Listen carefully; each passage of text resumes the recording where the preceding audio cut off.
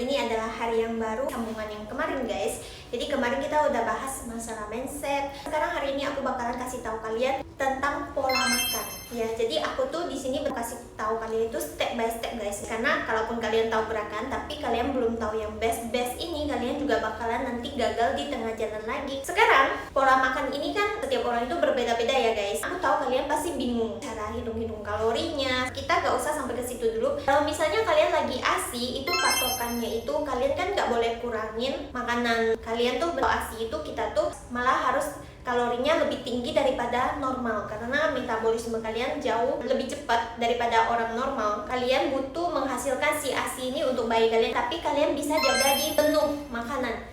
Jadi menu makanan kalian harus benar-benar perhatikan. Dan jadi di sini tuh kita tuh dietnya itu benar-benar terima setiap fase guys. Misalnya kalian lagi ASI, udah pasti kalian nggak bisa bakar lemak berlebihan karena nggak boleh defisit kalori berlebihan. Kalian bisanya itu kontrol sebisa yang kalian bisa. Gak perlu kayak kejar sesuatu. Udah ASI aja dulu sambil jalanin tips yang aku kasih tahu ini guys. Kalau misalnya kalian yang masih ASI tapi pengen diet, jangan tahan lapar tapi kasih jam makan yang stabil. Kalau misalnya kalian malam makan terakhirnya itu sekitar jam 8 malam misalnya, atau jam 9 malam atau jam 7 malam, terserah makan terakhir itu jam berapapun, kalian kasih waktu batasnya 13 jam untuk besoknya lagi untuk sebelum sarapan. Jadi kalau misalnya kalian makan jam 9 malam, berarti kalian sarapannya jam 10 pagi.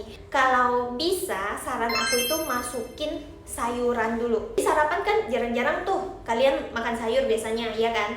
Kalau bisa kalian beli kayak sayur yang lembut-lembut gitu kayak bayam, atau kalian kalau lagi ASI kan bagus tuh makan daun kelor itu kan untuk pelancar ASI. Kalian boleh kayak rebus gitu, kalian makan sama protein kalian bisa dari telur rebus, telur goreng, terserah, boleh, nggak apa-apa. Kalian boleh tambahin karbo, misalnya mau pisang atau nasi supaya kalian kenyang, it's okay, gak apa-apa guys. Kalian masih ASI, yang penting makanannya ini bernutrisi, itu dulu. Jadi kalian harus masukin sayurannya dulu, baru nyusul protein makan setidaknya ya 3 suap juga lah, baru kalian masukin karbohidrat. Nah kalau kalian setelah itu mau makan bareng, it's okay. Setelah kalian makan, kalian set alarm 5 jam ke depan. Jadi dalam 5 jam ini kalian cuma boleh minum air putih. Nah aku tahu kalian pasti lapar di tengah-tengahnya karena kan ASI, pasti pikir lapar. Jadi di antara 2,5 jam ini kalian boleh kasih snack. Jadi harus 2,5 jam ya, jangan kayak 1 jam sekali gitu. 5 jam tuh sebelum makan berat, 2,5 jam ini kalian boleh kasih makan buahan. Buah apa terserah kalian lah. Karena lagi ASI kita jalanin aja yang sebisanya. Gak usah terlalu stres. Setelah kalian makan buah, udah 2,5 jam nih, oke? 2,5 jam ke depannya baru kalian makan besar lagi. Berarti jarak antara makan besar ke makan besar selanjutnya itu 5 jam. Snack time-nya 2,5 jam. Ini untuk ibu ASI. Jadi kalian gak usah tahan lapar, tapi ganti menu makannya. Jadi gak usah ngemil-ngemil kayak gorengan, tapi kalian itu ngemilnya kalau bisa buah-buahan. Mungkin kalian minum susu ASI booster. Nah terserah. 5 jam ke depannya kalian udah makan besar. Nah ini sama konsepnya seperti sarapan.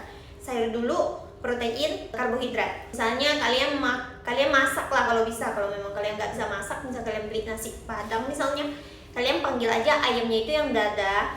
Terus kalau bisa yang bakar, gak usah yang goreng-goreng. Yang hitam-hitamnya dibuang karena itu nggak sehat. Terus nasinya biasa kan 1 cantong gitu. Kalian timbang, kalau bisa sekali makan itu nasinya 60 gram aja. Tapi kalian boleh campur karbo lain. Misalnya kasih sedikit jagung manis dicampur ke nasinya biar kenyang, ya kan? Sayurannya bisa pesan ubi rebus. Nah kan jauh lebih sehat. Atau kalian mungkin ada sayuran di rumah, nyetok sayuran di rumah. Karena sayuran itu bisa kalian jadi teman makan kalian kapanpun. Misalnya kalian lagi gak masak, aku mau makan nasi padang, ya udah rebus sayur, makan sama si nasi padangnya. Jadi serat kaliannya cukup. Ini yang gak ASI juga boleh kayak gini. Nanti kita bahas pola makan yang gak ASI. Untuk makan malamnya lagi sama konsepnya, 2,5 jam. Kalau misal kalian lapar, kalian ngemil jenis yang sehat-sehat. Nanti makan malamnya sama konsepnya persis. Nah setelah tutup makan malam terakhir, bener-bener gak makan apa-apa lagi selain air putih, itu kalian hitung lagi besoknya lagi 13 jam ke besok untuk buka sarapan lagi, seperti itu. Sekarang kita masuk ke yang tidak ASI. Untuk yang tidak ASI itu sama guys polanya, 13 jam, 5 jam, 5 jam. Cuman kalian itu sebisanya nggak usah ada snack time-nya. Kalaupun snack time sekali aja. Kalau misalnya snack time-nya mau di antara jeda makan sarapan sama makan siang, sekali aja gitu, 2,5 jam, tengah-tengahnya kasih buah. malamnya itu, yang dari makan siang ke malam itu gak usah ada snack time, kasih air putih aja gitu. Itu buat kalian yang non ASI, dan usahain proteinnya tercukupi. Kalau misalnya kalian bingung cara hitung kalori sama protein, gimana cara timbangnya dan lain-lain, nanti kita bahas di next episode tentang kalori. Tapi aku mau bahas ke kalian sekarang hari ini bukan tentang hitung-hitung kalori, karena ini buat pemula banget. Bisa estimasi aja sendiri guys. Jadi satu piring itu sayurannya, kalau misalnya yang tumis kan dia biasa nggak terlalu makan tempat. Kalau yang misalnya kayak sayuran hijau yang daun-daun gitu, yang kayak salad gitu, itu kan lebih makan tempat ya. Sayuran banyakin is okay, yang penting kayak kalian bisa makan salad gak usah banyak-banyak, kasih mayonnaise. Kalian lihat porsinya banyak, sebenarnya seratnya nggak sebanyak sayur yang kalian lihat gitu. Jadi banyakin serat nggak apa-apa.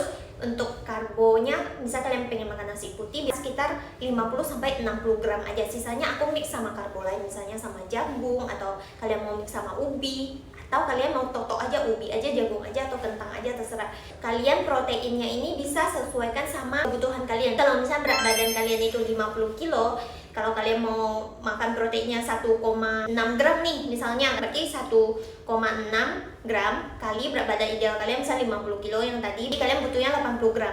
Nah kayak gitu. Jadi gimana sih kalian hitung-hitung proteinnya berapa gram? Kalian search aja aplikasi penghitung kalori, nanti muncul kok. Nanti kalian bisa masukin aja, misalnya dada ayamnya berapa, kalian masukin, nanti dia ada muncul kalorinya. Tapi kalau misalnya kalian benar-benar ribet gak mau kayak gitu juga nggak apa-apa, kalian estimasi aja guys.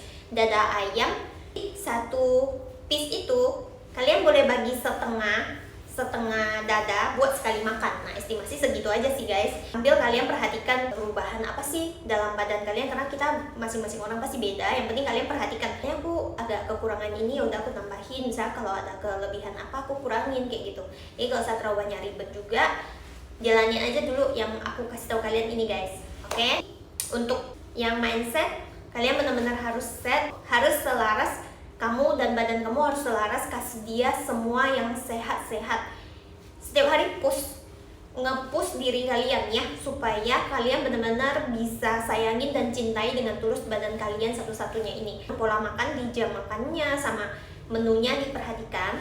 Oke guys, sampai di sini dulu pembahasan kita hari ini. Semoga bermanfaat buat kalian, buat hidup kalian. Benar-benar aku aminkan ya. Subscribe, terus like, komen. Kalau misalnya kalian ada request apa, kalian bisa komen aja di bawah video ini. Dan sampai ketemu di video selanjutnya.